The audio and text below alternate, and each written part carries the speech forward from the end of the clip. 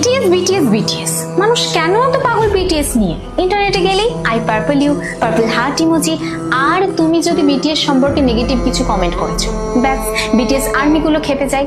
তারপর ভাবলাম এটা নিয়ে একটু জানা দরকার, কেন একটা জেনারেশন শুধুই পাগল একটা মিউজিক ব্যান্ডের জন্য। তারপর ইন্টারনেট ঘেটে আমি বিটিএস সম্পর্কে এমন কিছু ফ্যাক্ট জানলাম সেটা তোমাদেরও জানা দরকার ট্রোল করার আগে।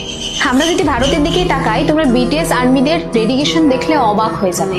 আসামের বন্যা হোক বা কোনো ন্যাশনাল ক্রাইসিস, এই ফ্যানরাই বিটিএস এর নামে লাখ লাখ টাকার ফান্ড রেজ করে ফেলেছিল। কেউ আবার বিটিএস মেম্বারদের নামে নক্ষত্র কিনছে, কেউ আবার বিটিএস মেম্বারের জন্মদিনে মুম্বাইয়ে কোটি কোটি টাকা খরচা করে বিলবোর্ড দিচ্ছে। আমাদের দেশেই কোরিয়ান ল্যাঙ্গুয়েজ শেখার একটা ইকোনমি তৈরি হয়েছে, আর এই জেনজি গুলো মশলা জাতীয় আনহেলদি ফুড ছেড়ে র্যামেন খাচ্ছে শুধুমাত্র একটা ব্যান্ডের জন্য। তাদের ইনফ্লুয়েন্স ঠিক কতটা পাওয়ারফুল একটা উদাহরণ দিলেই বুঝতে পারবে। বিটিএস এর একজন মেম্বার জাস্ট ক্যাজুয়ালি লাইভে এসে একটা লিপ বাম ইউজ করে, অ্যান্ড রেজাল্ট কয়েক ঘন্টার মধ্যে পৃথিবী থেকে সেই লিপ বাম পুরো স্টক আউট হয়ে যায়।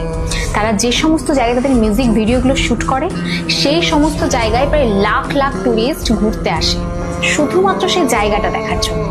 এটাই বলে গ্লোবাল সফট পাওয়ার। অনেকে হয়তো এটাকে পাগলামি বলবে, কিন্তু কখনো ভেবে দেখেছো যেখানে পপ মিউজিক মানেই ছিল গ্ল্যামার, সেখানে বিটিএস কথা বলে সেলফ লাভ এবং মেন্টাল হেলথ নিয়ে। একটা দেউলিয়া প্রায় কোম্পানি থেকে উঠে এসে হোয়াইট হাউসে স্পিচ দেওয়া, এই স্ট্রাগলটাই জেনজিকে মোটিভেট করে। তারা তাদের ফ্যানদের বা আর্মিদের সাথে এমন একটা রিলেশনশিপ তৈরি করেছে যেটা বর্তমানে লোনলি জেনারেশনের কাছে বিশাল বড় একটা সাপোর্ট সিস্টেম। আসলে আমি বুঝি না আমাদের দেশে কেন তাদেরকে নিয়ে সস্তা জোকস এবং ট্রোল করা হয়, কারণ কঠোর পরিশ্রম এবং ট্যালেন্টকে সম্মান করতে জানলে হয়তো আমরাও অনেক দূরে এগিয়ে যেতাম। And lastly, I'm not a BTS fan and I don't enjoy Korean music much, but এটা অস্বীকার করার কোনো জায়গায় নেই, they are truly incredible and talented and I respect them.